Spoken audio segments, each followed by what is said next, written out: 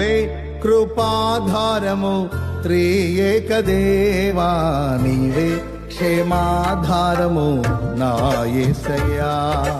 నీవే కృపాధారము త్రియేక దేవా, నీవే క్షేమాధారము నా యేసయ్యా. నూతన బలమును నవనూతన కృపను, నూతన బలమును నవనూతన కృపను నేటి వరకు దయచేయుచున్నావు.